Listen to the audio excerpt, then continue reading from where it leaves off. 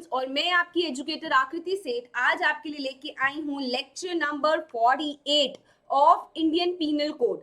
आज जो हम बात करने वाले हैं, जैसे कि आप लोगों को पता है और अगर आप लोग मेरे लेक्चर्स देख रहे हो, फॉलो कर रहे हो, तो आपको पता है हम लोग कर रहे हैं कौन सा चैप्टर नंबर 17 कर रहे हैं ऑफ इंडियन पीनल कोड, जो कि बात करता है प्रॉपर्टी से रिलेटेड ऑफेंसेस के बारे में।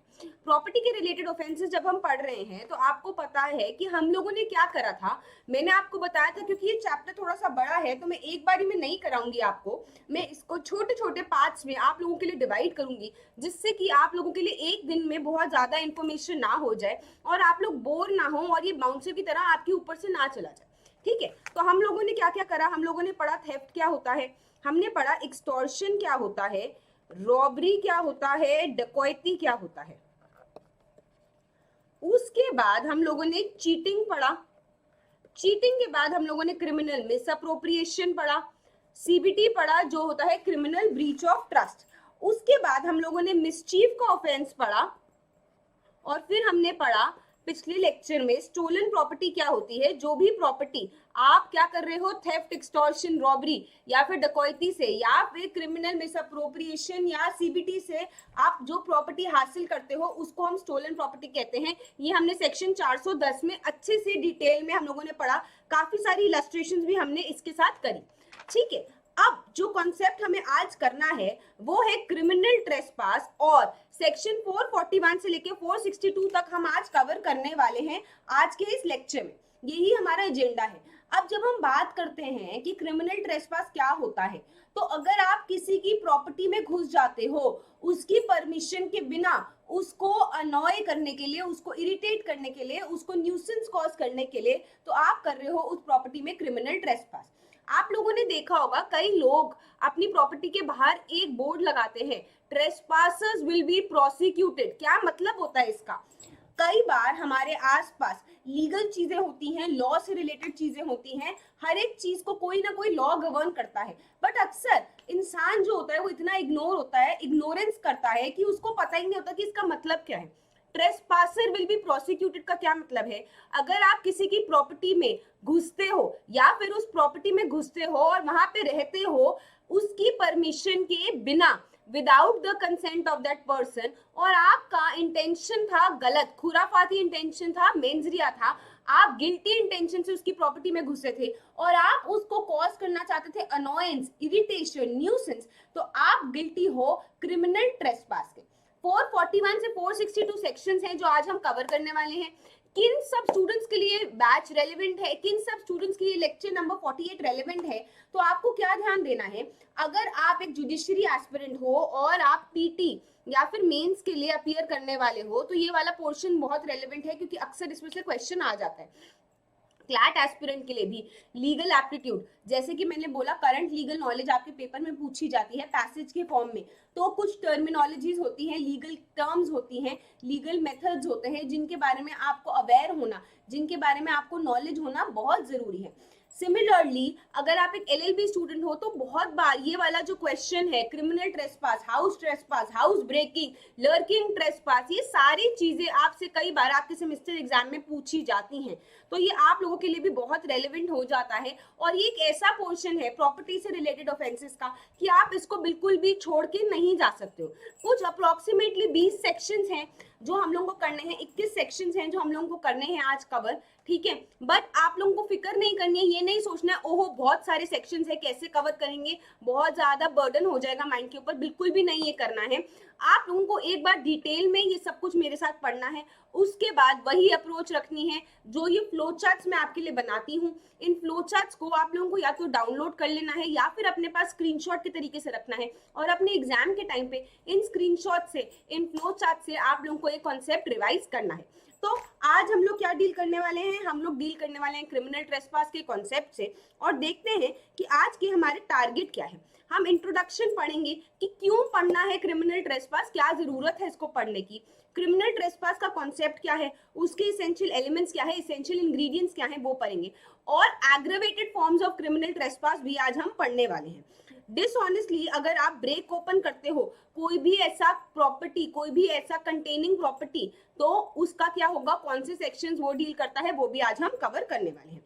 ठीक है, तो आपको क्या देखना है कि हर एक इंडिविजुअल जो है उसके पास राइट है कि जो प्रॉपर्टी में भी उसने इन्वेस्ट किया है, जो प्रॉपर्टी भी उसकी है, जिसको वो ओन करता है, जिसको वो पोजेस करता है, वो उसको इंजॉय कर सके। ही इज लीगली इंटाइटल्ड कि वो अपनी प्रॉपर्टी का लाभ उठा सके, सुख भोग सके अपनी प्रॉपर्टी का, उसको इंजॉय कर सके किसी भी डिस्टर्बेंस के बिना, किसी भी न्यूसेंस के बिना। अगर मैंने 2 करोड़ रुपए का एक घर खरीदा है, तो एक एग्जाम्पल दे रही हूँ हाइपोथेटिकल, ठीक है, 2 करोड़ रुपए का मैंने अगर एक घर खरीदा है, तो मेरे पास लीगल राइट है कि मैं उस घर का लाभ उठा सकूं, उस घर का सुख भोग सकूं, उस घर को इंजॉय कर सकूं। और अगर कोई भी बंदा मेरे इस घर के अंदर घुस जाता है, न्यूसेंस क्रिएट करता है, अनॉयंस क्रिएट करता है, डिस्टर्बेंस क्रिएट करता है मेरी परमिशन के बिना, तो वो बंदा ट्रेसपास के लिए लायबल होगा।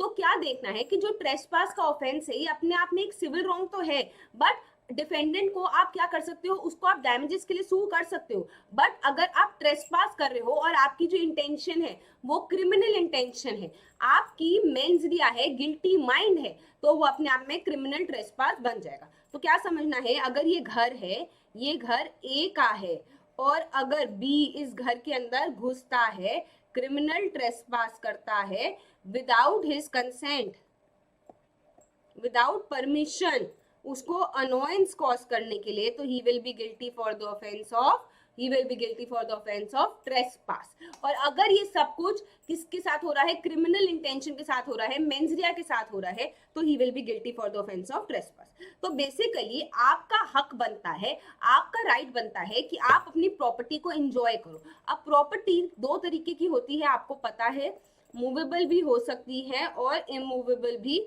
हो सकती है। तो आपका हक बनता है कि आप मूवेबल प्रॉपर्टी और इमूवेबल प्रॉपर्टी दोनों को एंजॉय करो। और अगर कोई भी बंदा इस प्रॉपर्टी को एंजॉय करने के आपके राइट में खेद लाता है, रुकावट लाता है, हिंड्रेंस लाता है, ऑब्स्ट्रक्शन लाता है, प्रॉब्लम लाता है, डिस्टर्ब करता है आपको कोई भी क्रिमिनल एक्टिविटी के साथ, या तो थेफ्ट करता है या तो असॉल्ट करता है, तो आप आईपीसी के अंदर उसकी रेमेडी ले सकते हो। आप आईपीसी का दरवाजा खटका सकते हो, कोर्ट का दरवाजा खटका सकते हो और उसको पनिशमेंट दिलवा सकते हो। जैसे एग्जाम्पल के लिए एक्स जो है अनलॉफुली वाई की परमिशन के बिना उसके घर के अंदर घुसता है, और क्या इंटेंशन है, उसके जो ग्रैंडफादर की एंटी वॉच थी उसको उसने चुराना था, तो x would be liable for theft और क्रिमिनल ट्रेसपास आल्सो।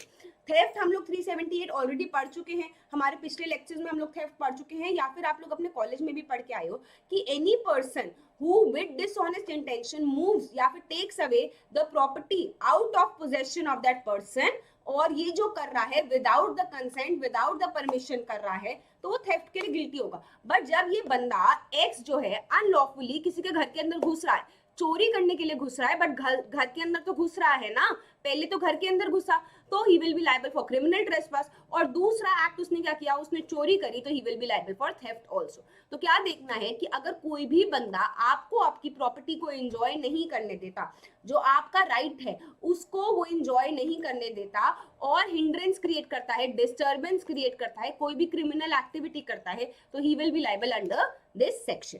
ठीक है, फर्दर आपको क्या देखना है कि बहुत सारे फैक्ट्स एंड सर्कमस्टांसेस हम अभी आगे आने वाले स्लाइड्स में पढ़ेंगे, जिनके यहाँ पे आप ये देखोगे कि लोगों ने कैसे कैसे क्रिमिनल ट्रेसपास किया, उनका मेंसरिया जैसे जैसे ग्रेव हुआ वैसे वैसे पनिशमेंट भी ज्यादा बढ़ती गई। Punishment is also severe. ठीक है, तो ये भी आपको ध्यान देना है। ठीक है, वो हम अभी आने वाले इसी लेक्चर में आज पढ़ेंगे। ठीक है, तो आपको क्या एग्जाम्पल देना है, अगर आप सेम एग्जाम्पल देते हो और उसमें एक एडिशनल फैक्ट आ जाता है कि एक्स जो है वो वाई की प्रॉपर्टी के अंदर एंटर करता है और ये रात को करता है, और उसकी इंटेंशन है कि मैं असॉल्ट करूंगा, और क्या होगा, असॉल्ट करूंगा, रात को करता है, तो उसकी लाइबिलिटी ग्रेटर हो जाएगी। तो जैसे जैसे आपका जो क्रिमिनल इंटेंट है वो बढ़ता जाएगा, जैसे जैसे आपका मेंसरिया ग्रेव होता जाएगा, वैसे वैसे आपकी लाइबिलिटी भी बढ़ती जाएगी। तो क्या देखना है कि जो हमारा क्रिमिनल लाइबिलिटी है आईपीसी के अंदर, इसमें क्रिमिनल ट्रेसपास के आज हम 22 सेक्शंस पढ़ने वाले हैं।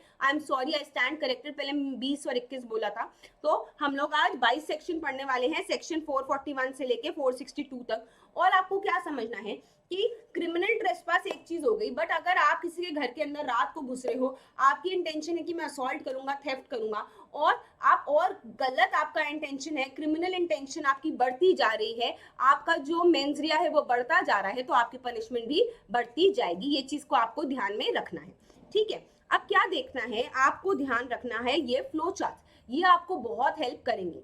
तो 441 कहता है कि कोई भी अगर एंटर करता है किसी प्रॉपर्टी में जो कि किसी और के पोजेशन में है, और उसकी इंटेंशन क्या है, उसका मेंसरिया क्या है कि वो या तो कोई ऑफेंस करना चाहता है या तो इंटिमिडेट करना चाहता है। इंटिमिडेट का क्या मतलब है, धमकाना, थ्रेटन करना, मैं तुम्हारा खून कर दूंगा, मैं तुम्हें जान से मार दूंगा। इंटिमिडेट करना, किसी को आपने डरा धमका दिया, या तो उसको इंसल्ट करना चाहता है, अनॉय करना चाहता है। अब इंसल्ट का क्या एग्जाम्पल हुआ, जैसे एग्जाम्पल करो, ए जो है वो घुसता है बी के घर के अंदर और उसको गाली गलौज करता है, इंसल्ट करता है, उसकी बेइज्जती करता है, तो यहाँ पे वो क्रिमिनल ट्रेसपास कर रहा है with the intention to insult be, तो he will also be liable. या फिर उसको अनॉय करता है, उसको इरिटेट करता है, उसको इंटिमिडेट करता है, धमकियां देता है, या फिर कोई और ऑफेंस करना चाहता है, तो 441 के अंदर ही विल बी लायबल। 442 कहता है हाउस ट्रेसपास। बेसिकली अगर आप क्रिमिनल ट्रेसपास कर रहे हो, सेम वही एक्टिविटी जो आपने 441 में पढ़ी वो चीज करते हो, बट वो जो प्रॉपर्टी है जिसके अंदर आप घुस रहे हो, वो प्रॉपर्टी कोई बिल्डिंग है, कोई वेसल है, या कोई टेंट है जो कि ह्यूमन ड्वेलिंग के लिए इस्तेमाल हो रही है, ह्यूमन बींग्स के रहने के लिए अगर वो इस्तेमाल हो रही है, तो वो हाउस ट्रेसपास हो जाएगा। सबसे पहला कॉन्सेप्ट क्या समझना है, क्रिमिनल ट्रेसपास का। कोई बंदा गलत इंटेंशन के साथ, मेंसरिया के साथ किसी और की प्रॉपर्टी के अंदर घुसता है जो कि किसी और के पोजेशन में है, और उसका खुराफाती दिमाग क्या है कि या तो मैं आज कोई ऑफेंस करूंगा, या तो मैं तुझे डराऊंगा धमकाऊंगा, तेरी बेइज्जती करूंगा, या फिर तुझे अनॉय करूंगा। और यही सब कुछ के साथ अगर वो जो बंदा जिस प्रॉपर्टी में घुस रहा था वो उस प्रॉपर्टी है जहां पे कोई ह्यूमन बीइंग रहता है, या तो वो कोई बिल्डिंग है, वेसल है, या टेंट है जहां पे ह्यूमन बीइंग रहता है, तो हाउस ट्रेसपास हो जाएगा। सेक्शन 442 में हाउस ट्रेसपास होता है। तो 441 अगर हम डिटेल में एक बार पढ़ें तो क्या कहता है, 441 कहता है कि कोई भी बंदा एंटर करता है किसी की प्रॉपर्टी में जो कि किसी और के पोजेशन में है, और उसकी इंटेंशन क्या है कि वो कोई ऑफेंस करे या फिर इंटिमिडेट करे, डराए धमकाए, इंसल्ट करे या अनॉय करे इस बंदे को जिसके पास लॉफुली पोजेशन था उस प्रॉपर्टी का, या फिर दूसरी चीज क्या करता है, अनलॉफुली उस जगह पे रहता है और उसकी इंटेंशन क्या है, वही इंटिमिडेट करे, इंसल्ट करे, अनॉय करे ऐसे पर्सन को, या फिर कोई ऑफेंस कमिट करे, तो हम क्या बोलेंगे कि वो बंदा क्या कर रहा है, क्रिमिनल ट्रेसपास कर रहा है। दो चीजें ध्यान रखनी है, या तो वो एंटर कर रहा है या तो वो unlawfully remains there, unlawfully enter. इन दो चीजों को आपको ध्यान से रखना है। क्या क्या दो चीजें हैं, अनलॉफुली आप किसी की प्रॉपर्टी के अंदर घुस जाते हो, आपकी इंटेंशन है मैं उसको डराऊंगा धमकाऊंगा, इंसल्ट करूंगा, अनॉय करूंगा, या फिर कोई ऑफेंस करूंगा। सेकेंड चीज है अनलॉफुली आप वहां पे रहते हो, उस प्रॉपर्टी के ऊपर आप रहते हो जबकि आपका वहां पे कोई लीगल राइट नहीं है, और आपकी इंटेंशन क्या है कि मैं इसको डराऊंगा धमकाऊंगा, अनॉय करूंगा, या फिर कोई और ऑफेंस करूंगा, तो आप गिल्टी हो under section 441 that is criminal trespass. ठीक है, तो ऑब्जेक्ट क्या है बेसिकली कि आप प्रोटेक्ट करना चाहते हो उस बंदे को जिसके पोजेशन में वो प्रॉपर्टी है। बेसिकली हो सकता है कि वो बंदा ओनर ना हो सकता है कि वो बंदा ओनर ना हो, उसके पास टाइटल ना हो, बट अगर उसके पास पोजेशन है और तो आपको उसके पोजेशन को प्रोटेक्ट करना है। एग्जाम्पल के लिए ए जो है ये घर में रहता है, ठीक है, ए जो है ये टेनेंट है, बी जो है ये ओनर है, ठीक है। अब सी रात को at night to commit theft enters as house, तो यहाँ पे he is doing an offence against a, क्योंकि ये जो प्रॉपर्टी है, ये जो घर है, ये ए के पोजेशन में था, और जब ये बंदा किसी ऑफेंस को कमिट करने के लिए उस प्रॉपर्टी के अंदर घुसता है, रात को घुसता है, तो he will be held liable. चाहे बी इसका ओनर था, बट ये पोजेशन में किसकी थी, ए के पोजेशन में थी, और अगर ये बंदा किसी गलत इंटेंशन के साथ, किसी मेंसरिया के साथ उस प्रॉपर्टी के अंदर घुसता है, तो he will be held liable. ठीक है, दस आपको क्या देखना है कि क्रिमिनल ट्रेसपास कब अकर करता है, जब कोई बंदा अनलॉफुली, जब उसके पास राइट नहीं है, एक्सप्रेस राइट या फिर इम्प्लाइड राइट, उसके पास राइट नहीं है कि वो किसी की प्राइवेट प्रॉपर्टी में या तो घुस जाए या फिर वहां पे रहे, और वो क्रिमिनल इंटेंशन के साथ इस प्रॉपर्टी में एंटर करता है या वहां पे रहता है, तो he will be held guilty under criminal trespass. अब आपको क्या देखना है कि बेसिकली जब आप किसी की प्रॉपर्टी में घुस रहे हो, उसकी परमिशन के बिना घुस रहे हो, तो आप क्या कर रहे हो, आप उसकी जो राइट है जहां पे वो अपनी प्रॉपर्टी को एंजॉय कर सकता था, उसको आप इंटरप्ट कर रहे हो, उसमें आप डिसरप्शन ला रहे हो, हिंड्रेंस ला रहे हो, और ये अपने आप में एक क्रिमिनल ऑफेंस है। तो इसकी जो क्रिमिनल ट्रेसपास है, इसकी पनिशमेंट कहाँ प्रोवाइडेड है, 447 के अंदर प्रोवाइडेड है। कितनी पनिशमेंट है, 3 महीने तक की जेल हो सकती है और जुर्माना भी देना पड़ सकता है, जो 500 रुपए तक का हो सकता है, और दोनों भी हो सकते हैं।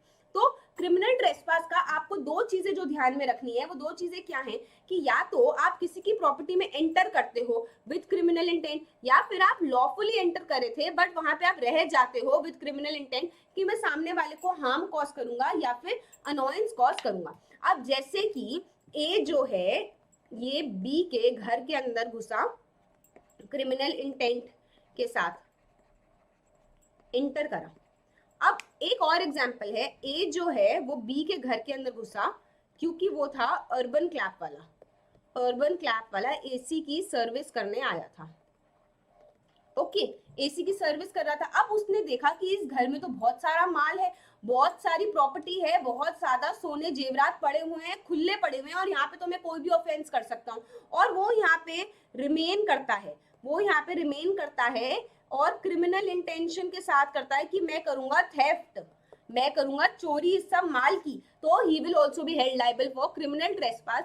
जबकि वो जब एंटर करा था तो वो लॉफुली एंटर करा था, बट वो वहां पे रुक गया, वो उस प्रॉपर्टी में रुक गया। और वो रुका कैसे, वो क्रिमिनल इंटेंशन के साथ रुका, वो इस इंटेंशन के साथ रुका कि वो कोई ऑफेंस करेगा, then he will also be held liable. तो क्रिमिनल ट्रेसपास के दो लिम्स हैं, दो पार्ट्स हैं। या तो आप एंटर ही गलत इंटेंशन के साथ कर रहे हो, या तो आप क्या कर रहे हो, आप एंटर तो लॉफुली कर रहे हो बट बाद में आपका हृदय परिवर्तन हो गया, कोई ऐसे सर्कमस्टांसेस हुए कि आपका मन बदल गया और आपके दिमाग में आ गया खुराफाती आइडिया, आपके दिमाग में आ गया मेंस रिया, गिल्टी माइंड हो गया आपका, then also you will be held liable. तो इसेंशियल इंग्रेडिएंट्स क्या हैं, इसेंशियल इंग्रेडिएंट्स अगर हम पढ़ें तो आप एंट्री करते हो किसी भी प्रॉपर्टी में जो किसी और की पोजेशन में है, और इस एंट्री को या तो आप लॉफुली करते हो या फिर आप क्या करते हो, अनलॉफुली करते हो। अगर आप लॉफुली करते हो तो आप अनलॉफुली वहां पे रुक जाते हो। अगर ये एंट्री जो कर रहे हो अनलॉफुली आप वहां पे रुक जाते हो, तो आपकी जो इंटेंशन है वो क्या है, आपकी इंटेंशन है कि या तो आप कोई ऑफेंस करोगे, या तो आप इंटिमिडेट करोगे, उसको डराओगे धमकाओगे, उसकी बेइज्जती करोगे, या फिर उसको अनोयंस कॉज करोगे। किसको, जिसके पोजेशन में ये प्रॉपर्टी थी, तो you will be held liable for criminal trespass. अब आपको क्या समझना है, इनके एसेंशियल इंग्रेडिएंट्स को एक बार समझ लेते हैं, उसके बाद बस इन फ्लोचार्ट्स को पढ़ लेना, आपका काम हो जाएगा। बट एक बार के लिए समझना बहुत जरूरी है इन एसेंशियल इंग्रेडिएंट्स को। तो हुएवर एंटर्स का क्या मतलब है, जो भी बंदा ऑफेंस कर रहा है क्रिमिनल ट्रेसपास का, वहां पे वो एक्चुअल एंट्री कर रहा है उस प्रॉपर्टी के अंदर जो कि किसी और की प्रॉपर्टी है, ठीक है। नो ट्रेसपास कैन अकर, अगर वहां पे फिजिकल इंस्ट्रूमेंट बाय अक्यूज नहीं हो रहा into the private property of the victim.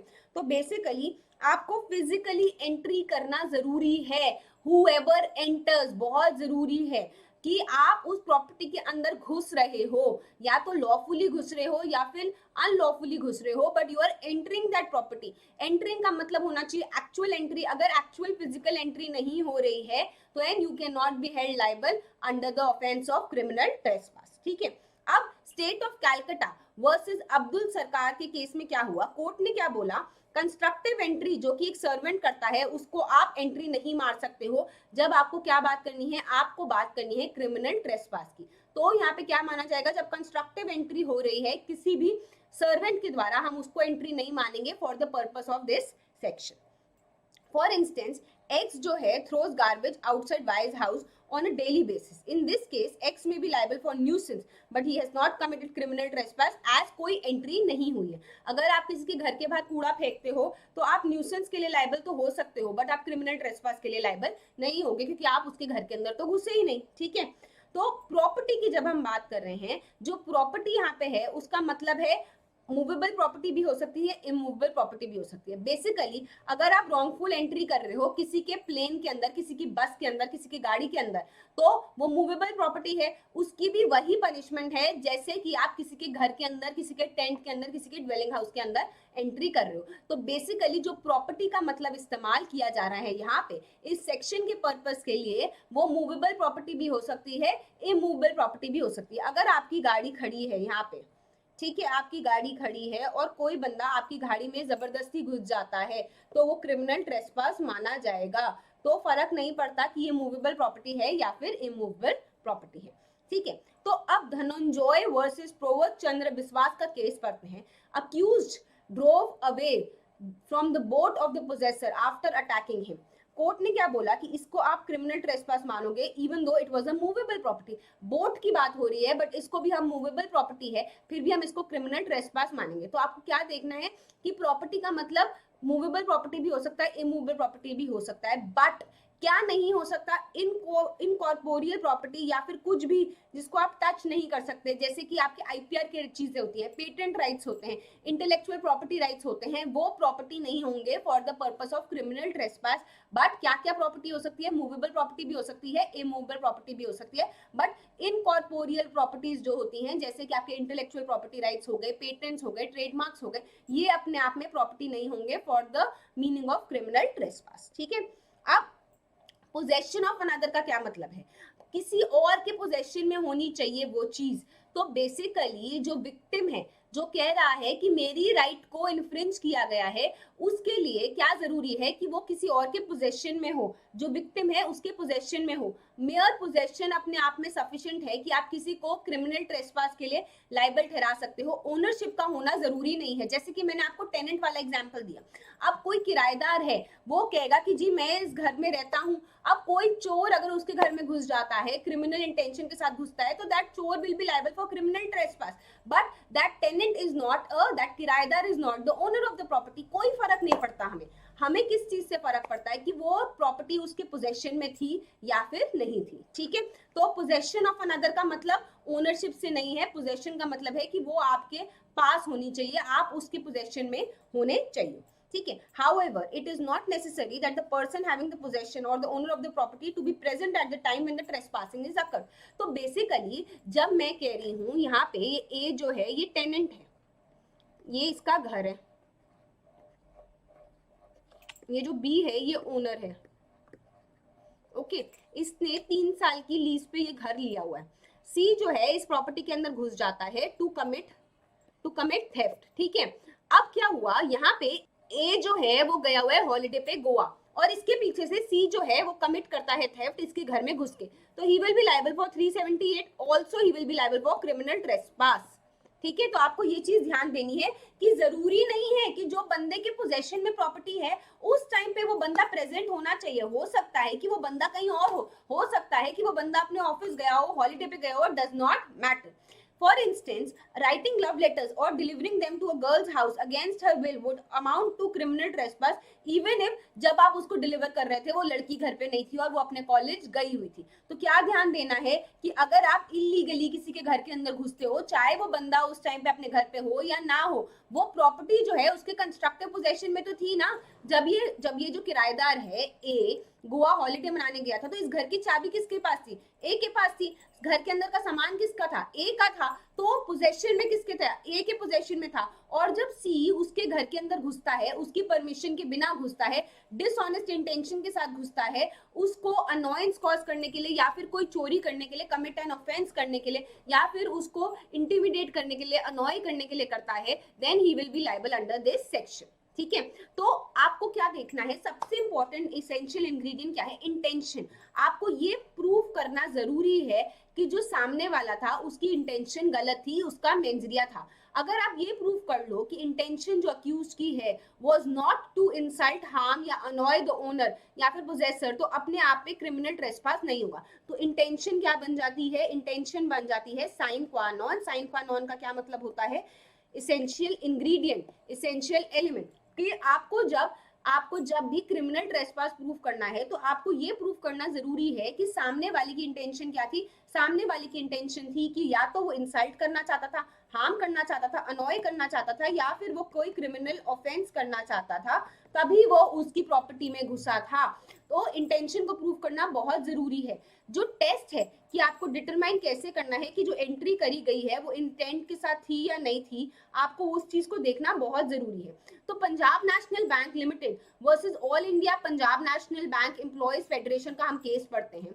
Court ने क्या बोला, employees who were on strike entered the bank, और उनकी इंटेंशन क्या थी कि वो प्रेशर पुट करना चाहते थे मैनेजमेंट पे कि वो उनकी बातों को, जो उनकी डिमांड्स हैं उनको मान जाए। उनकी कोई इंटेंशन नहीं थी कि वो सामने वाले की बेइज्जती करना चाहे, हार्म करना चाहे या किसी को अनॉय करना चाहे जो कि उनके सुपीरियर ऑफिसर्स थे। तो क्या बोला गया कि ये जो एंट्रेंस है ये अपने आप में क्रिमिनल ट्रेसपास नहीं माना जाएगा। तो फैक्ट्स एंड सर्कमस्टेंसेस के बेसिस पे आपको इवैल्यूएट करना पड़ेगा कि क्या इंटेंशन गलत थी या फिर इंटेंशन सही थी। तो क्या जो इंटेंशन थी वो मेंजरिया था, क्या आपकी इंटेंशन थी कि आप सामने वाले को अनॉय करना चाहते हो, इंटिमिडेट करना चाहते हो, इंसल्ट करना चाहते हो, कोई ऑफेंस करना चाहते हो, या फिर ऐसा कुछ नहीं था। तो ये आपको कैसे गैदर होगा, फैक्ट्स एंड सर्कमस्टेंसेस के बेसिस पे आपको ये चीज देखनी पड़ेगी। ओके तो however in the given circumstances जो strikers हैं would have stormed into the private cubicles of the officers of the superior staff, और उनका एम हो सकता था कि वो किसी को अनॉय करे, देन अपने आप में ये क्रिमिनल ट्रेसपास होगा। अगर तो पीसफुल स्ट्राइक हो रही है और वो बस क्या बोल रहे हैं कि जी हमारी मांगे पूरी करो, और वो कोई लड़ाई नहीं कर रहे, कोई दंगा नहीं कर रहे, कोई वायलेंस नहीं कर रहे, और वो जो बैंक एम्प्लॉयज हैं वो अपने बैंक के अंदर घुसते हैं, तो ये अपने आप में क्या नहीं होगा, क्रिमिनल ट्रेसपास नहीं होगा। बट अगर उन्होंने लाठियां उठाई हुई हैं, उन्होंने गंडासा उठाया हुआ है, उन्होंने वो लाल पटके बांधे हैं और वो बोल रहे हैं कि हम सब कुछ तोड़ देंगे, बैंक की प्रॉपर्टी तोड़ देंगे, तो आपको क्या देखना होगा, फैक्ट्स एंड सर्कमस्टेंसेस से दिख रहा है कि ये कोई ना कोई हार्म कॉज कर देंगे, तो ये वायलेंट हुए हैं, तो ये अपने आप में क्रिमिनल ट्रेसपास होगा। तो बेसिकली आपको जो इंटेंशन है उसको देखना बहुत जरूरी है, और यही प्रिंसिपल को लेट डाउन किया था रामजन मिस्त्री वर्सेस एम्परर के केस में। तो आपको ध्यान रखना है कि क्या इंटेंशन है, वो चीज को देखना बहुत जरूरी है जब आप किसी को गिल्टी ठहरा रहे हो for the offence of criminal trespass. तो अपने आप में क्या सफिशिएंट नहीं है to show that the person entering into the property had the knowledge that his entrance would cause annoyance, it is to be proved that there was an intention to commit. Basically जब मैं आपको बताती हूँ कि मेंजरिया में intention सबसे ऊपर है, उसके बाद नॉलेज है, उसके बाद रीजन टू बिलीव है, तो यहाँ पे ये कह रहे हैं कि आपके पास अगर नॉलेज थी कि सामने वाले को अनॉयंस हो सकती है, वो सफिशिएंट नहीं है। यहाँ पे इंटेंशन होना जरूरी है, और इंटेंशन भी इन 4 प्रकार की होनी चाहिए। कौन से 4 प्रकार कि या तो आप कोई ऑफेंस करोगे 1, या तो आप किसी को इंटिमिडेट करोगे 2, या तो आप किसी को इंसल्ट करोगे 3, या फिर आप किसी को अनॉयंस कॉज करोगे, तभी हम बोलेंगे कि आपकी इंटेंशन थी जो क्वालिफाई करती है for the offence of criminal trespass, वरना आपकी इंटेंशन क्वालिफाई नहीं करती for the offence of criminal trespass. तो क्या देखना जरूरी है, ये देखना जरूरी है कि क्या आपकी इंटेंशन इन 4 चीजों को क्वालिफाई करती है, अगर नहीं तो आप क्रिमिनल ट्रेसपास के लिए लायबल नहीं होंगे। ठीक है, तो जब हम बात करते हैं एंट्री इनटू या फिर upon the property in possession of another, तो ट्रेसपास का बेसिकली मतलब क्या है, आप अनऑथराइज्ड एंट्री ले रहे हो किसी चीज में, बेसिकली जहां पे आपको जाने का हक नहीं था, अनऑथराइज्ड एक्सेस ले रहे हो किसी भी चीज का। वो जो एंट्री है वो किसी भी प्रॉपर्टी के अंदर हो रही है, और वो उस प्रॉपर्टी के जिसकी पोजेशन में वो थी उसकी परमिशन के, उसकी विल के बिना हो रही है। जैसे कि आप लोगों ने देखा होगा कई ऑफिसेज में लिखा होता है यहाँ पे entry is prohibited. Entry is prohibited का मतलब क्या है कि यहाँ पे जनरल पब्लिक के लिए एंट्री नहीं है, और अगर आप वहां पे एंट्री करते हो तो आप कर रहे हो क्रिमिनल ट्रेसपास। अगर आपकी इंटेंशन है कि आप सामने वाले को अनॉय करना चाहते हो, इंटिमिडेट करना चाहते हो, कोई ऑफेंस करना चाहते हो, या फिर कोई हार्म कॉज करना चाहते हो, तो क्या जरूरी है कि आप कर रहे हो अनऑथराइज्ड एंट्री, जहां पे आप ऑथराइज नहीं थे, जहां पे आपका राइट नहीं था घुसने का, आप वहां पे भी घुसे चले जा रहे हो, और आप उस बंदे की परमिशन के बिना जा रहे हो जिसकी वो प्रॉपर्टी है, जिसके पोजेशन में वो प्रॉपर्टी है, then you will be held liable under this section. तो बेसिकली ये डायरेक्ट भी हो सकता है, कंस्ट्रक्टिव भी हो सकता है। जैसे कि when a person who is unknown to the person enters into his house, उसकी परमिशन के बिना, this is direct entry against the will of that person। ठीक है। Constructively against the will means यहाँ पे जब आप पर्सन है ऑलरेडी एंटर्ड है, लॉफुली है, बट वो वहां पे अनलॉफुली रहता है, उसकी कोई इंटेंशन खराब हो जाती है, मैलिस आ जाता है, घुसने के बाद अनलॉफुल इंटेंशन बन जाती है, which is not known to the owner या फिर पोजेसर ऑफ द प्रॉपर्टी। जैसे मैंने आपको एग्जांपल लिया कि आपके घर में कोई भी प्लम्बर मिस्त्री आया, कोई काम करने आया, आप ही ने उसको बुलाया था, तो जो उसकी एंट्री है वो अनऑथराइज तो नहीं हो गई, वो क्रिमिनल ट्रेसपास तो नहीं हुआ, बट उसने देखा कि घर के अंदर तो बहुत माल पानी है, घर के अंदर तो बहुत ज्यादा सोना है और वो सब कुछ एकदम खुले में पड़ा हुआ है, यहाँ तो मैं मजे से चोरी कर सकता हूँ, बहुत माल मिलेगा मुझे। तो वहां पे वो रुक जाता है और उसके दिमाग में मैलिस आ जाता है, खुराफाती आइडिया आ जाता है, गलत इंटेंशन आ जाती है कि मैं कोई ऑफेंस करूंगा या फिर मैं इनको इंटिमिडेट करूंगा और इनसे कोई माल ले लूंगा, एक्सटॉर्शन करूंगा, तो he will also be held liable under this section. ठीक है। तो प्रॉपर्टी का क्या मतलब है, जो मैंने आपको बताया, इमूवेबल प्रॉपर्टी भी हो सकती है जैसे कि लैंड, हाउस, बिल्डिंग हो गया, और मूवेबल प्रॉपर्टी भी हो सकती है जैसे कि कोई ट्रांसपोर्ट व्हीकल हो गई, शिप हो गई, बोट हो गई, कोई भी बस हो गई, कुछ भी हो सकता है। बट क्या नहीं हो सकती, इनकॉर्पोरियल प्रॉपर्टी नहीं हो सकती, जैसे कि आपके IPR, intellectual property rights, patents, trademarks, जिस चीज को भी आप टच नहीं कर सकते, जो भी टैंजिबल नहीं है, वो प्रॉपर्टी नहीं हो सकती। पोजेशन जो है वो एक्चुअल पोजेशन होना चाहिए of a person except the trespasser, physical possession होना चाहिए। This involves right of object of a person. Owner of the land may have the actual possession through his tenants. तो tenant जिसके possession में है वो भी अपने आप में माना जाएगा कि उसके पास भी एक्चुअल पोजेशन है।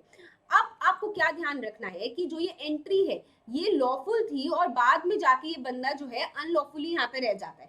तो ट्रेसपास कब कमिट हो सकता है, या तो वो बंदा अनलॉफुली घुसता है किसी की प्रॉपर्टी में, या फिर वो लीगली घुसता है और बाद में जाके उसका दिमाग खराब हो जाता है और उसके दिमाग में आ जाता है गलत आइडिया, उसका बन जाता है मेंजरिया, तो वो भी इसके अंदर कवर्ड होगा। जैसे कि एग्जाम्पल के लिए एक लैंड है जिसको हमने लीज पे दिया एक बंदे को 3 साल के लिए, लेसी जो है वो इस लैंड के ऊपर, वो इस प्रॉपर्टी के ऊपर लीगली गया है, ठीक है, 3 साल के लिए, बट 3 साल के बाद अब मैं उसको बोल रही हूँ भाई निकल इस घर से, ये प्रॉपर्टी मेरी है, इससे अब तुम निकलो, हमारा लीज अग्रीमेंट खत्म हो गया, बट ये बंदा जो है इसने कब्जा कर लिया और ये जो लेसी है ये प्रॉपर्टी को नहीं छोड़ रहा, विदाउट एनी अथॉरिटी ये उस लैंड के ऊपर रह रहा है, तो he will also be held liable for the offence of trespass against the land of the owner.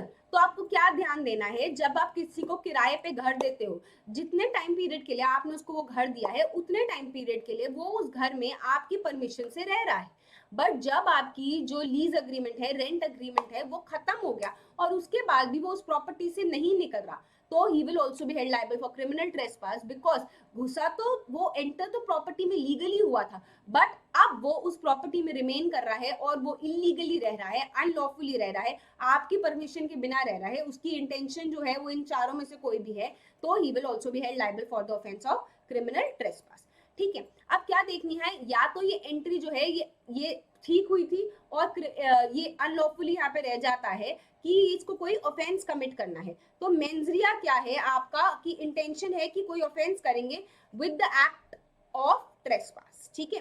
तो एग्जाम्पल के तरीके से a friend of B was in habit of visiting B's house, one day he finds that mother of B wears a gold chain which was of huge value। उसका मन करता है कि आज तो मैं इस चेन को ले लूंगा और किसी तरीके से भाग जाऊंगा और इस चेन को बेच के बहुत सारा पैसा लूंगा। तो बेसिकली क्योंकि वो दोस्त था तो वो लीगली एंटर किया था, बट बाद में उसके दिमाग में लालच आ गया, मेंजरिया आ गया, मैलिस आ गया, तो he will also be held liable under this section. ठीक है। Another day he goes to his friend's house B and finds that B was absent, और अब वो सोचता है कि जो मेरा आइडिया था ना आज मैं उसको पूरा करूंगा, तो उसकी इंटेंशन थी कि मैं चोरी करूंगा वहां पे रह के, while snatching it he commits murder of that woman। तो क्या बोला जाएगा यहाँ पे, उसकी एंट्री जो इनिशियल थी वो तो लॉफुल थी, बट फाइनली जब वो उस घर में रहा उसकी इंटेंशन थी या तो मैं इस चेन को स्नैच करूंगा या तो चोरी करूंगा, और वो अनलॉफुली उस घर में रहा और उसकी इंटेंशन क्या थी कि मैं ऑफेंस करूंगा ऑफ थेफ्ट या फिर ग्रीवियस हर्ट का करूंगा,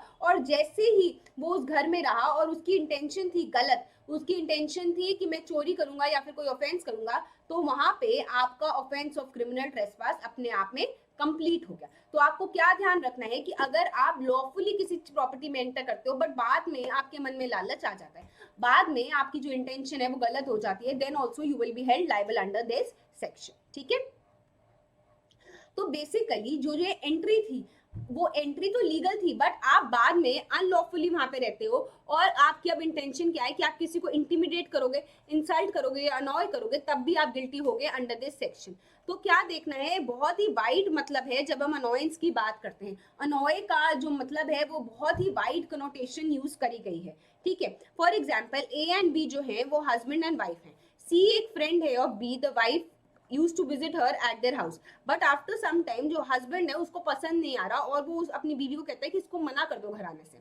जो वाइफ है वो उसको इन्फॉर्म कर देती है इस बात का कि भाई मेरे हस्बैंड को पसंद नहीं है कि तू घर आता है, इसलिए प्लीज मत आना। बट सी जो है खुराफाती इंटेंशन के साथ, गलत इंटेंशन के साथ कि इनके जो रिलेशनशिप है उसमें प्रॉब्लम हो, हार्म हो, उसको बार बार उनके घर विजिट करना शुरू कर देता है और उनको डिस्टर्ब करता है। ये जो एंट्री हो रही है ये अगेंस्ट देयर विल है और इसके चक्कर में क्या हो रहा है, क्वारल हो रही है, लड़ाई हो रही है उन मियाँ बीबी के चक्कर में, मियाँ बीबी के बीच में। तो जो सी है वो कर रहा है ऑफेंस ऑफ क्रिमिनल ट्रेसपास, और जो उसकी एंट्री है घर के अंदर वो क्यों है कि वो अनॉयंस कॉज करना चाहता है हस्बैंड एंड वाइफ के बीच में, then he will also be held liable under this section, ठीक है। सो मेयर ट्रेसपास अपने आप में एक ऑफेंस नहीं होगा जब तक उसके साथ क्या नहीं मिल जाता, उसके साथ नहीं मिलती आपकी इंटेंशन। और इंटेंशन होनी चाहिए इन चार तरीके की, या तो आप इंटिमिडेट करना चाहते हो, इंसल्ट करना चाहते हो, अनॉय करना चाहते हो, या फिर आप क्या करना चाहते हो, कोई ऑफेंस करना चाहते हो, then only you will be held guilty under this section, ठीक है। तो आपको ये चीज को ध्यान में रखना है। अब हम पढ़ेंगे बंस गोपाल का केस। क्या हुआ इस केस में, अक्यूज जो है was ejected from the plot of land, but even after he continued in possession and sowed a crop therein, although the land was leased by the landlord to another person। तो basically उसको eject किया गया एक land से, उसके बाद भी वो उसी लैंड के ऊपर रहा, उसने कुछ क्रॉप्स भी ग्रो करे वहां पे, जबकि वो जो लैंड है वो किसी और के पोजेशन में आ चुका था और उसको किसी और को लीज पे दे दिया गया था।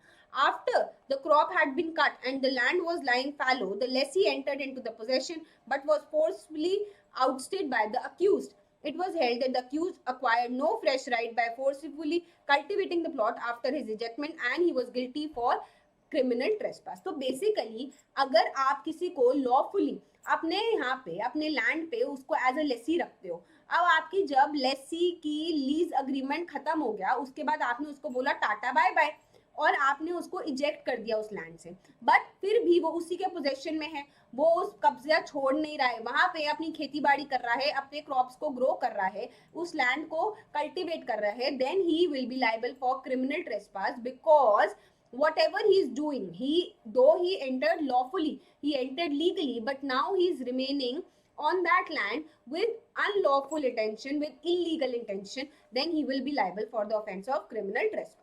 दूसरा केस पढ़ते हैं, स्टेट ऑफ तनबा सदूशिप 1963 का केस है। इस केस में जो अक्यूज हैं vice chairman of the school committee, उन्होंने एंटर किया स्कूल के प्रीमाइसेस को जो कि पोजेशन और कंट्रोल में थे हेडमास्टर के, और उनकी इंटेंशन क्या थी, सोल पर्पस था कि वो कुछ बच्चों को कुछ giving a thrashing to and actually beaten two boys, कोई दो लड़कों को वो मारना चाहते थे।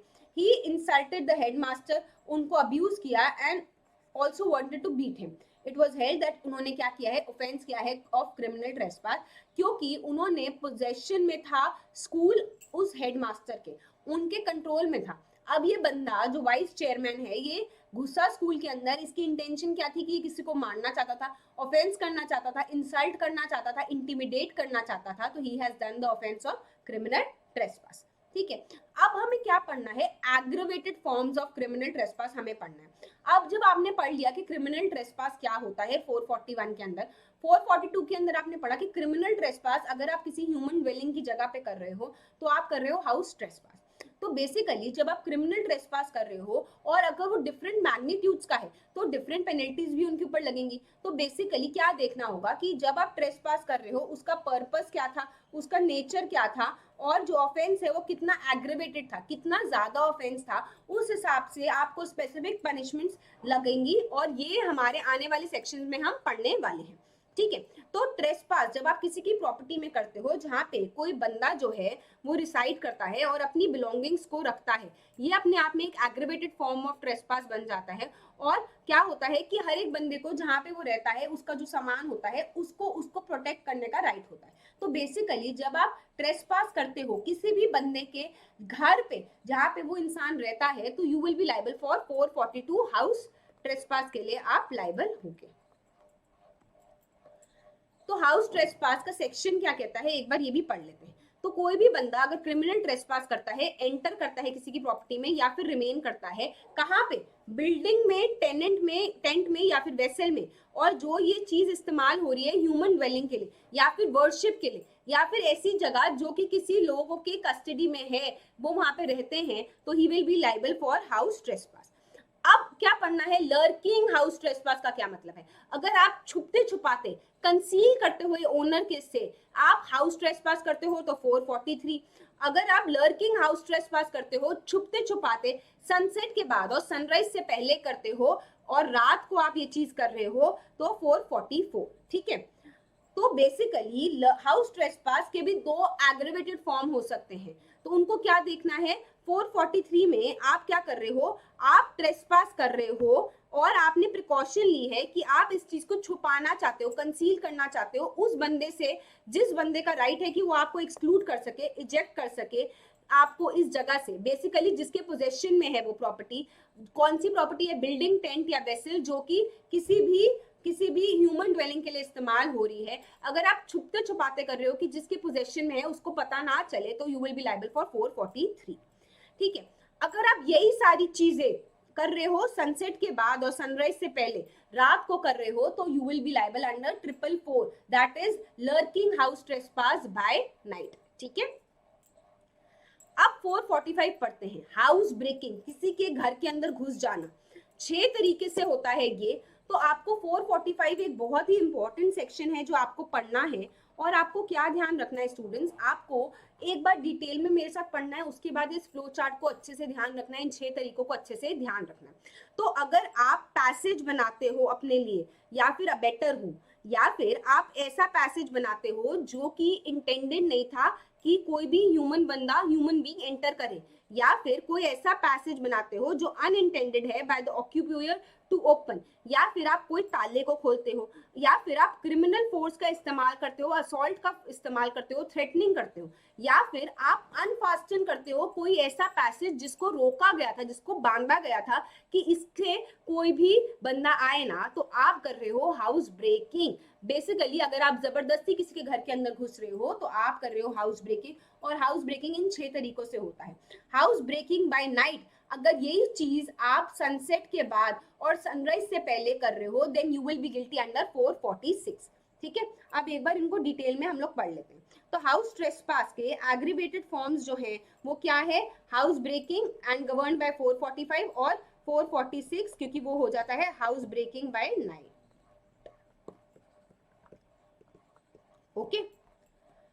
तो हाउस ब्रेकिंग में कोई भी बंदा अगर हाउस ट्रेसपास कर रहा है और उसकी जो एंट्रेंस है वो इन 6 तरीकों से हो रही है जो हमने अभी पढ़े, बीइंग इन द हाउस या फिर of any part of the, और उसका पर्पस क्या है कि वो कोई ऑफेंस करना चाहता है और वो क्या करता है, इन 6 तरीकों से अपनी एंट्री करता है, तो वो कर रहा है हाउस ब्रेकिंग। अब ये 6 तरीके क्या हैं कि आपने कोई ऐसा पैसेज बनाया जो हाउस ब्रेकर ने अपने लिए खुद बनाया हो, या फिर कोई ऐसे पैसेज का इस्तेमाल किया जो कि नॉर्मल लोगों के लिए यूज नहीं किया जाता, not use by any person other than the intruder.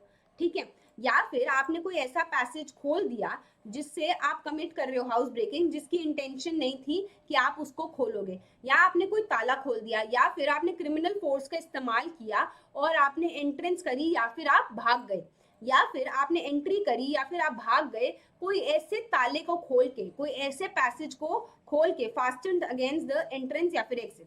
Fastener का मतलब क्या है, समथिंग जिसको बंद किया गया था, merely pushing of the door shutters would not amount to fastening. जो पहले 3 तरीके दिए गए हैं, first 3 ways are the ways in which entry is effected by using passage, जो कि ऑर्डिनरी तरीके के ऑर्डिनरी वे में यूज नहीं किया जा रहा था, और लास्ट 3 तरीके वहां हैं जहां पे आप फोर्स का इस्तेमाल कर रहे हो। बेसिकली अगर कोई भी एंट्री हो रही है ह्यूमन बॉडी की जो कि कॉन्स्टिट्यूट करती है ऑफेंस ऑफ 445, तो हम क्या बोलेंगे कि आप क्या कर रहे हो, हाउस ब्रेकिंग कर रहे हो, विच इज अंडर 445।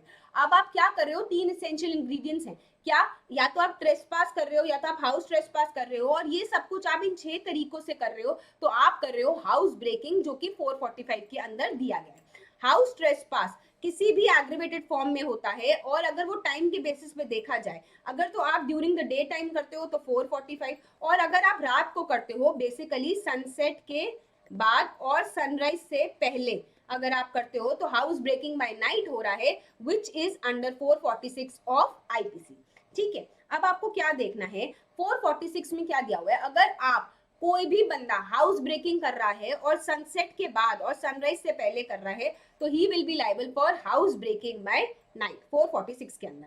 अब 447 और 448 एक बार देखते हैं, तो पनिशमेंट दी गई है क्रिमिनल ट्रेसपास की जो है 3 महीने तक की सजा, फाइन जो कि 500 रुपए तक का हो सकता है, और बोथ 448 के अंदर पनिशमेंट प्रोवाइडेड है फॉर हाउस ट्रेसपास जो कि हो सकती है 1 साल तक का जुर्म, 1 साल तक की सजा, जुर्माना, और दोनों भी हो सकते हैं।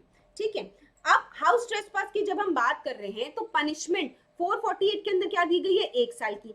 अगर आप हाउस ट्रेसपास करते हो और आप सामने वाले की डेथ कॉज कर देते हो 449 के अंदर, आपको हो सकती है लाइफ इंप्रिजनमेंट और रिग्रेस इंप्रिजनमेंट 10 साल तक की। अगर आप उसकी कोई ऐसा ऑफेंस करते हो जिसमें लाइफ इंप्रिजनमेंट हो सकती थी 450 के अंदर, तो आपको सजा होगी लाइफ इंप्रिजनमेंट की या फिर 10 साल की। अगर आप कोई ऐसा ऑफेंस करते हो जहां पे आपको अदर इंप्रिजनमेंट मिलती, बेसिकली लाइफ इंप्रिजनमेंट के अलावा कोई और मिलती, तो आपको सजा मिलेगी अंडर सेक्शन 451 2 साल तक की या फिर 7 साल तक की अगर आप थेफ्ट का ऑफेंस करते हो। अगर आप हाउस ट्रेसपास करते हो और आज आपने अपना मन बना लिया है कि कोई भी मेरे सामने आए, मैंने प्रिपरेशन कर ली है, मैं उसकी हर्ट कॉज करूंगा, असॉल्ट करूंगा या फिर रॉन्गफुली उसको रिस्ट्रेन करूंगा, तो आपको सजा होगी 452 के अंदर जो कि 7 साल तक की सजा हो सकती है। अगर आप लर्किंग हाउस ट्रेसपास कर रहे हो, छुप छुपाते हाउस ट्रेसपास कर रहे हो या हाउस ब्रेकिंग कर रहे हो, तो आपको सजा होगी 453 के अंदर जो कि 2 साल तक की है। अगर आपकी इंटेंशन थी कि आप कोई ऐसा ऑफेंस कमिट करोगे जहां पे आपको जेल जाना पड़ सकता है, तो 454 के अंदर आपको 3 साल की सजा और मैक्सिमम 10 साल की सजा हो सकती है। और अगर आप लर्किंग हाउस ट्रेसपास कर रहे हो या फिर हाउस ब्रेकिंग कर रहे हो और आपने प्रिपरेशन कर ली है, आज कोई सामने आ जाए मैं हर्ट कॉज कर दूंगा, असॉल्ट कर दूंगा या फिर रॉन्गफुली रिस्ट्रेन कर दूंगा, तो 455 के अंदर आपको 10 साल की सजा हो सकती है।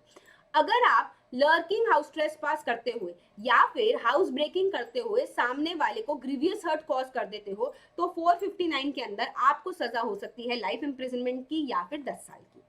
ठीक है, लर्किंग हाउस ट्रेसपास और हाउस ब्रेकिंग बाय नाइट, तो बेसिकली अगर ये सब कुछ रात को हो रहा है तो आपको सजा होगी 456 के अंदर 3 साल की। अगर आप कोई ऐसा ऑफेंस करते हो जहां पे आपको जेल जाना पड़ सकता है, तो 457 के अंदर आपको 5 साल की सजा हो सकती है। और अगर आप थेफ्ट करते हो, चोरी करते हो, तो आपको 14 साल की सजा भी हो सकती है। अगर आप लर्किंग हाउस ट्रेसपास करते हो या हाउस ब्रेकिंग बाय नाइट करते हो और आपने अपना मन बना लिया है कि आज कोई सामने आ जाए मैं हर्ट, असॉल्ट या रॉन्गफुल रिस्ट्रेन कर दूंगा, तो आपको सजा मिलेगी 458 के अंदर 14 साल की। अगर आप लर्किंग हाउस ट्रेसपास या फिर हाउस ब्रेकिंग बाय नाइट करते हो और आप डेथ या ग्रीवियस हर्ट कॉज कर देते हो, तो आपको सजा कितनी होगी, 460 सेक्शन के अंदर लाइफ इंप्रिजनमेंट या फिर 10 साल की। 461 के अंदर डिसऑनेस्टली अगर आप कोई ऐसे कंटेनर को खोल देते हो, कोई ऐसी प्रॉपर्टी को खोल देते हो, 2 साल की सजा। अगर 461 प्लस आपने ऐसी प्रॉपर्टी को खोला जिसके ऊपर आपको इंटरेस्ट किया गया था, आपको विश्वास से वो प्रॉपर्टी सौंपी गई थी, तो 1 साल की सजा और हो जाएगी, 3 साल की सजा होगी, क्योंकि यहाँ पे आपने विश्वासघात भी किया है, इंटरेस्टमेंट को आपने ब्रेक किया है, तो 462 के अंदर you will be held liable. अब स्टूडेंट्स हम लोग एक बार डिटेल में सेक्शंस पढ़ लेते हैं, उसके बाद आपको सिर्फ ये फ्लो चार्ट को ध्यान रखना है। ठीक है, तो 447 में क्रिमिनल ट्रेसपास की पनिशमेंट प्रोवाइडेड है कि अगर कोई बंदा क्रिमिनल ट्रेसपास करता है तो उसको 3 महीने तक की जुर्माना हो सकता है, 3 महीने तक की जेल हो सकती है और 500 रुपए तक का जुर्माना हो सकता है। 448 के अंदर डिफेंडेंट को गिल्टी ठहराएंगे हम हाउस ट्रेसपास, और उसको कितनी सजा होगी, जो कि 1 साल तक की हो सकती है और 1000 रुपए तक का जुर्माना हो सकता है, और दोनों भी हो सकता है। 448 में बेसिकली आपको पनिशमेंट मिल रही है for house trespass. Okay, Prem Bahadur Rai versus state का हम केस पढ़ते हैं। कोर्ट ने क्या बोला, अनलेस कोई एक्टिव स्टेप्स लिए गए हैं by the accused to conceal his presence, कोई भी चार्ज नहीं हो सकता अंडर 443। 443 क्या होता है, लर्किंग हाउस ट्रेसपास। तो आपको क्या देखना है, आपको देखना है कि लर्किंग हाउस ट्रेसपास के इसेंशियल इंग्रेडिएंट्स पूरे होने चाहिए, जो क्या है कि ट्रेसपास हो, हाउस ट्रेसपास हो, या फिर आपने कंसील किया इसको उस बंदे से जिसका राइट था कि वो आपको एक्सक्लूड कर सकता है। बेसिकली क्या देखना है, अगर आप हाइड कर रहे हो इन अ porch behind a tree would fall within this section and the trespasser would be liable under section 453 और उसको सजा हो सकती है कितनी, 2 साल तक की जेल हो सकती है और जुर्माना भी देना पड़ सकता है। पुलभोटला चिन्ह या केस में क्या हुआ कि कोर्ट ने क्या बोला, breaking open a cattle shed जहां पे एग्रीकल्चर के इंप्लीमेंट्स रखे गए हैं would amount to house breaking. तो बेसिकली अगर आप किसी दीवार में होल बना रहे हो जिससे कि आप घर के अंदर एंटर कर पाओ, किसी विंडो से आप घर के अंदर एंटर करते हो, या फिर आप असॉल्ट करते हो किसी गार्ड का, डोर कीपर का, कि आप घर के अंदर घुस पाओ, ये सब कुछ will amount to house breaking. ये उन 6 तरीकों में आता है और आपको सजा हो सकती है 2 साल तक की और आप लाइबल होगे under fine under section 453 of IPC. ठीक है। अब हाउस ब्रेकिंग बाय नाइट की जब हम बात करते हैं तो कोई भी बंदा अगर हाउस ब्रेकिंग का ऑफेंस कर रहा है, जो कि 445 में हम पढ़ के आए हैं, और वो कर रहा है सनसेट के बाद और सनराइज से पहले, तो हम क्या कहेंगे, ये हाउस ब्रेकिंग बाय नाइट है और ये 446 के अंदर आता है। इसकी पनिशमेंट कहाँ दी गई है, इसकी पनिशमेंट दी गई है 456 के अंदर, जो कि 3 साल तक की जेल हो सकती है और जुर्माना भी देना पड़ सकता है। Meaning and punishment of dishonestly breaking any open receptacle containing property, जहां पे कहाँ लिखा हुआ है, 461 के अंदर लिखा हुआ है। बेसिकली कोई भी ऐसी प्रॉपर्टी को आपने खोल दिया, डिसऑनेस्टली खोल दिया, आपकी इंटेंशन क्या थी कि मैं मिसचीफ करूंगा, इस प्रॉपर्टी को खोल के, इस कंटेनर को खोल के मैं इसके अंदर का सामान लूंगा, तो आप 461 के अंदर लाइबल होंगे। ये जो ऑफेंस है, ये ऑफेंस कॉग्निजेबल है, नॉन बेलेबल है और मजिस्ट्रेट साहब इसको ट्राई कर सकते हैं। और इसमें सजा कितनी दी गई है, 2 साल तक की सजा और फाइन और दोनों हो सकता है। ठीक है। क्या इसेंशियल इंग्रेडिएंट्स है, सबसे पहले एक जो कंटेनर है वो क्लोज्ड कंटेनर था। इस कंटेनर को इस प्रॉपर्टी को अक्यूज ने बिलीव करा और उसने इसको इंटेंशनली तोड़ के खोल दिया। अक्यूज ने ये सब कुछ डिसऑनेस्टली किया और उसकी इंटेंशन क्या थी कि वो मिसचीफ कॉज करना चाहता था, तो he will be held liable under this section. Term receptacle का क्या मतलब है, इसका मतलब है कि सारे vessels not only includes a safe box या फिर चेस्ट या फिर close package, but also includes a room, a part of such room, warehouse हाउस या फिर गोडाउन। तो ओनली कंडीशन क्या है कि जो वेसल है वो क्लोज होना चाहिए बाय मीन्स ऑफ चेन या फिर बोल्टेड होना चाहिए। ठीक है। तो आपका ऑफेंस कैसे हो जाएगा, जैसे ही आप इस रिसेप्टेबल चीज को खोल दोगे, जिस भी तरीके से ये बंद था उस चीज को खोल दोगे और आपकी इंटेंशन थी कि आप चोरी करना चाहते हो, then you will be held liable under this section.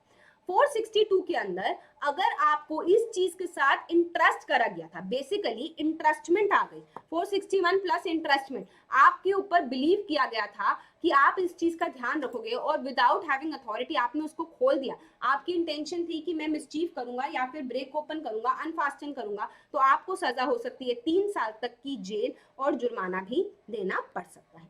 तो स्टूडेंट्स, आज के इस लेक्चर में हमने क्या पढ़ा, हम लोगों ने पहले क्रिमिनल ट्रेसपास पढ़ा 441 के अंदर, फिर हमने हाउस ट्रेसपास पढ़ा 442 के अंदर, लर्किंग हाउस ट्रेसपास, छुप छुप बातें कर रहे हो तो 443 में। ठीक है। अगर आप lurking house trespass by night कर रहे हो तो 444 में। उसके बाद हाउस ब्रेकिंग हमने पढ़ा कहाँ, 445 में। अगर यही बाय नाइट हो रहा है तो हमने पढ़ा 446 में। पनिशमेंट पढ़ी हमने क्रिमिनल ट्रेसपास की कहाँ, 447 में। पनिशमेंट पढ़ी हाउस ट्रेसपास की कहाँ, 448 में। ओके। उसके बाद 449 में अगर आप कोई ऑफेंस करना चाहते हो जो कि डेथ वाला ऑफेंस है, जहां पे आपको डेथ की सजा हो सकती थी और आप हाउस ट्रेसपास करते हो, तो 449। 450 के अंदर अगर कोई पनिशमेंट होती है आपको लाइफ इम्प्रिजनमेंट की, तो 450 के अंदर। 451 में अगर कोई और इम्प्रिजनमेंट होती तो 451 के अंदर। ठीक है। 452 के अंदर आपने प्रिपरेशन कर ली है कि मैं तो हाउस ट्रेसपास करूंगा, कोई सामने आ जाए मैं कर दूंगा उसका असॉल्ट, हर्ट, या फिर मैं क्या करूंगा, मैं करूंगा wrongful restraint। 453 में कहाँ पनिशमेंट दी है, पनिशमेंट प्रोवाइडेड है फॉर लर्किंग हाउस ट्रेसपास या फिर हाउस ब्रेकिंग भी। 454 में आप करते हो हाउस लर्किंग, हाउस ट्रेसपास या फिर हाउस ब्रेकिंग, और आप कोई ऐसा ऑफेंस करते हो जिसमें आपको इम्प्रिजनमेंट हो सकती थी। ठीक है, 455 में आप यही सब कुछ करते हो और आपने प्रिपरेशन कर ली है कि अब कोई रास्ते में आ जाए मैं उसका क्या करूंगा, असॉल्ट, हर्ट या फिर रॉन्गफुल रिस्ट्रेन। ठीक है, 456 में आपको पनिशमेंट मिलेगी किसकी, punishment for lurking house trespass या फिर हाउस ब्रेकिंग बाय नाइट की। ठीक है, 457 में आपको पनिशमेंट मिलेगी आप अगर सजा करते हो इम्प्रिजनमेंट वाले ऑफेंसेस। 458 में अगर आप करते हो ग्रीवियस हर्ट, जब आप कर रहे हो लर्किंग हाउस ट्रेसपास या फिर आप हाउस ब्रेकिंग कर रहे हो। ठीक है, 461 में अगर आप ओपन करते हो, ब्रेक ओपन करते हो कोई भी रिसेप्टेबल प्रॉपर्टी, और 462 में अगर वो प्रॉपर्टी आपको इंटरेस्टेड थी तो आपको सजा मिलेगी। ठीक है, तो स्टूडेंट्स ये था हमारा पूरा क्रिमिनल ट्रेसपास का पोर्शन, जहां पे हम लोगों ने सेक्शन 441 से लेके 462 तक हमने आज कवर किया है।